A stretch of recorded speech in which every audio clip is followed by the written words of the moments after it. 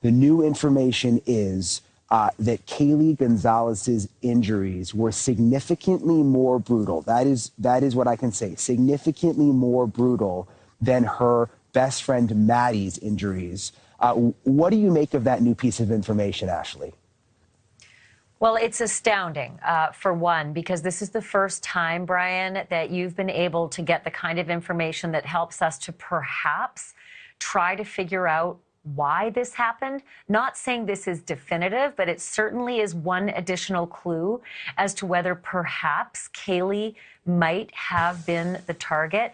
But you got more information that makes it almost more complicated, and that is where the girls were found. So walk us through what you discovered today, because many of us didn't know which room when Kaylee's father said they were found in the same room and in the same bed. Yeah, let me show you, Ashley. I want to take you up the hill here and get you oriented. This is the front of the house. There's now private security out front. And oh my, because it's going and it's very, very slippery. But we're going to walk you up to the back of the house. No windows on the side of the house. You've got the front door obviously on the front, which we know has the coded lock.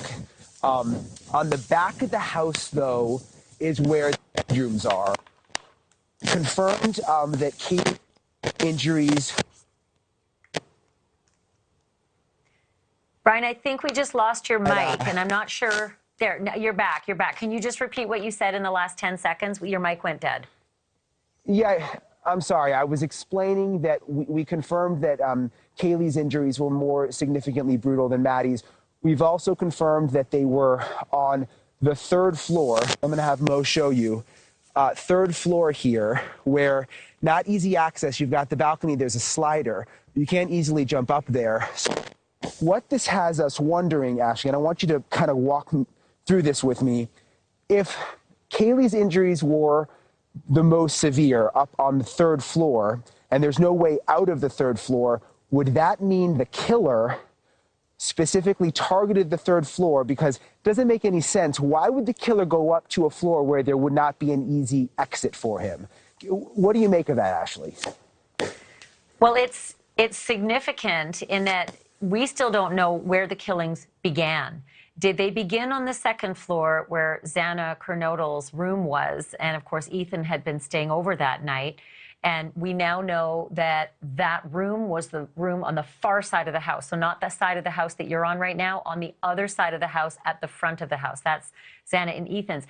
And then did they progress to the third floor? And while your mic was cutting out, I think the key piece of information that the audience couldn't hear was which room upstairs on the third floor the girls were actually found in. That before now, we only knew they were found together, but we didn't know in Maddie's room or in Kaylee's room. And so as we look at the third floor map right there, bedroom number E, or bedroom E, is Maddie's bedroom, and it looks out the back of the house. And bedroom F is Kaylee's bedroom, and it looks out the front, but also the back where the slider is. So what did you discover about which room? Maddie's room on the left or Kaylee's room on the right?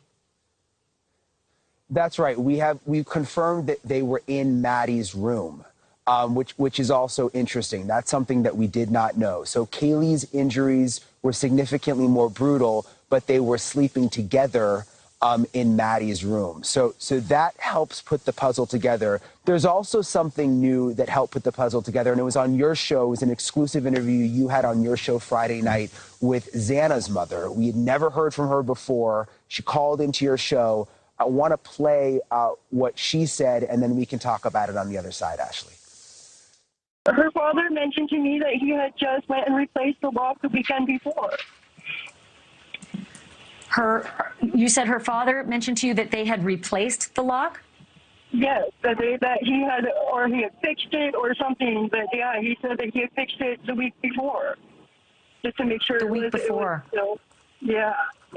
I do not think it was the house that was targeted. I believe wholeheartedly that it was those kids who were targeted.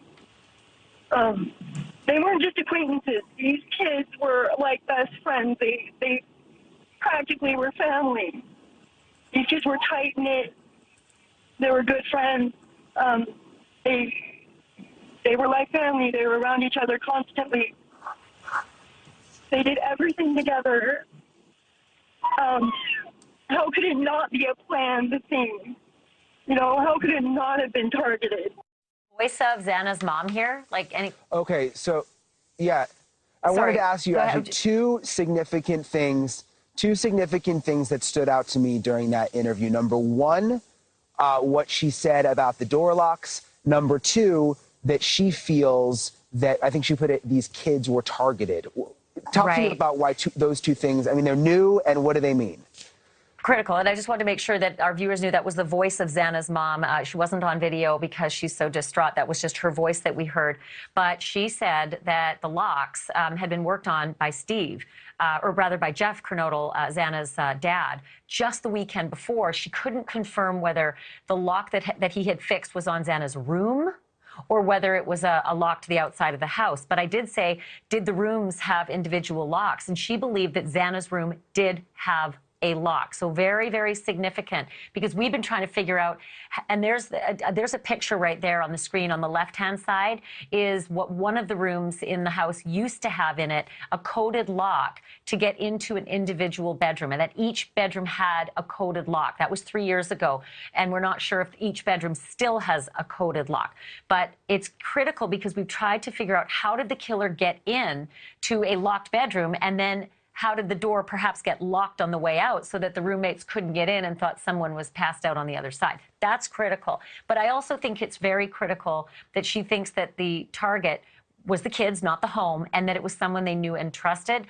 And then one more thing, Brian, about the fact that the girls were found in Maddie's room and not Kaylee's room. I think it's important for our viewers to know that Kaylee was in the process of moving out. So it's possible that many of her things were scattered all over the bed, or the bed was in pieces or had no bedding, and that's why she might have been in her best friend's room. But if the killer went into Maddie's room and yet Kaylee had more injuries, and it's dark, it's the middle of the night, this complicates things even more. Because if Kaylee was the target, then how would the killer know which one of the girls that was in Maddie's room if they were sleeping? Because they look a lot alike, and in the dark, it would be very tricky to tell, and certainly it wasn't Kaylee's room. So very, very big find that you've discovered, but even more complicating.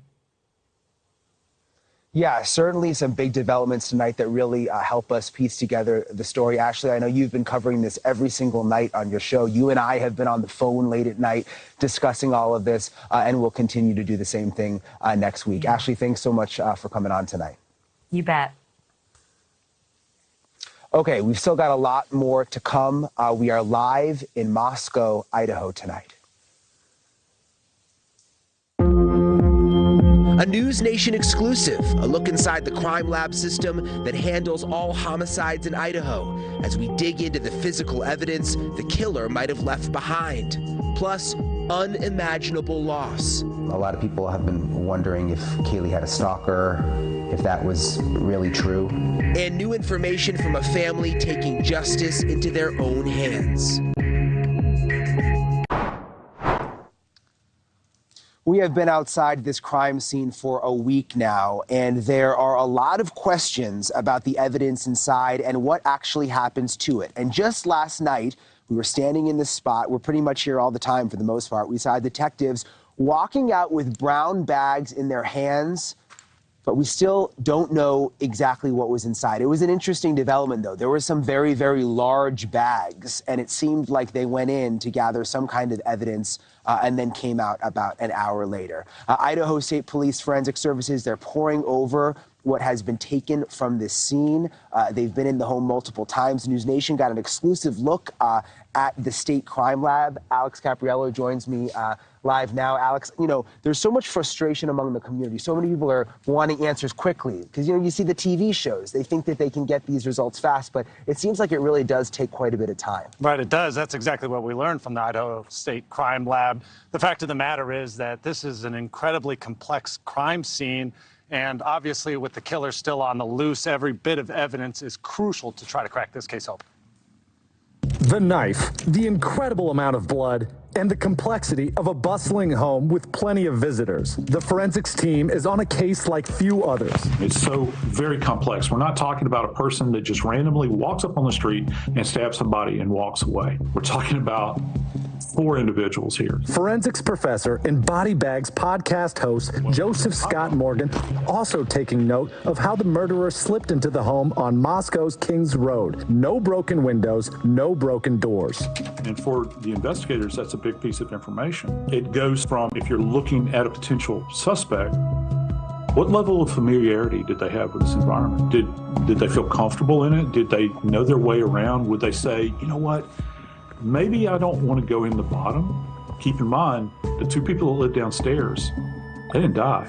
And also in this case, a complicated stew of DNA from the roommates and, as a hopping college house, many guests. It'll spin, it'll inject the blank, it'll spin back. News Nation getting an exclusive look inside the Idaho State Crime Lab outside Boise. So this is the DNA casework lab. Ready for the complexity of this case and others. The lab demonstrating for News Nation how elimination fingerprinting works for cases with a crowded home or in a car with passengers. You can see that's a really nice print that you left on the glass. But Idaho's Director of Forensic Services reminds the public, speedy and slick TV evidence processing is not the real deal. We call it the CSI effect. Some people think, well, we should be able to do this, but the technology doesn't exist for that yet.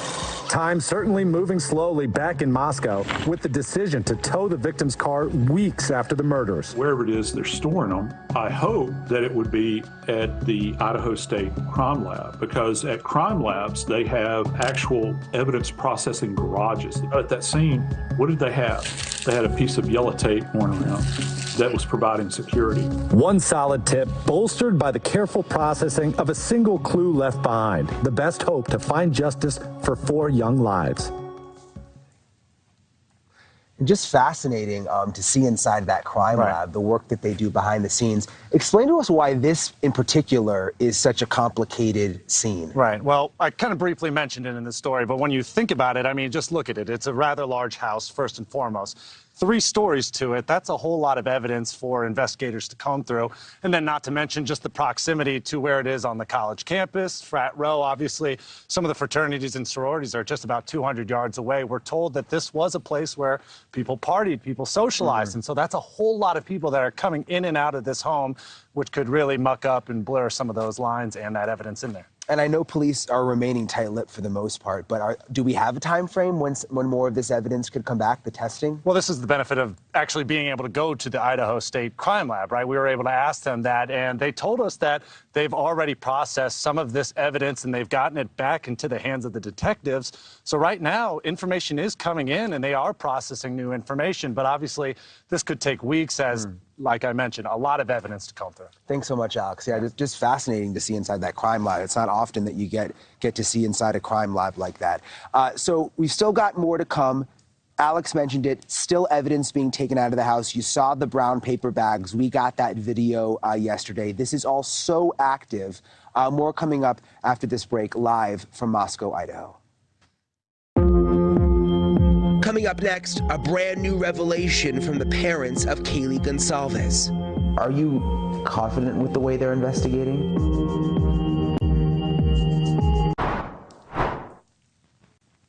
Welcome back. There has been so much information floating around for the past several weeks about this case. Some of it is true, some of it has obviously been rumors, and a lot of the talk has been focused on whether Kaylee Gonsalves may have actually had a stalker. I asked her family to clear that up. Can you talk a little more about, a lot of people have been wondering if Kaylee had a stalker, if that was really true? I said this, she's a pretty girl, her friends were really pretty, so them attracting attention was pretty common wherever they went. So I think she attracted attention, whether that's a dedicated person following her around, maybe not. I do believe that the officers looked in it, and I believe what they said, that there was no evidence there. Are you confident with the way they're investigating? I think it's hard to say this way or that. They're obviously holding it very tight to chest, which could either be a really, really great sign or a really, really bad sign. And I think depending on not even the day, the hour, especially my dad and I, we go back and forth between they got this and kind of falling apart a little bit, and really looking at specific events that have been strange or maybe should have been looked into more in our eyes.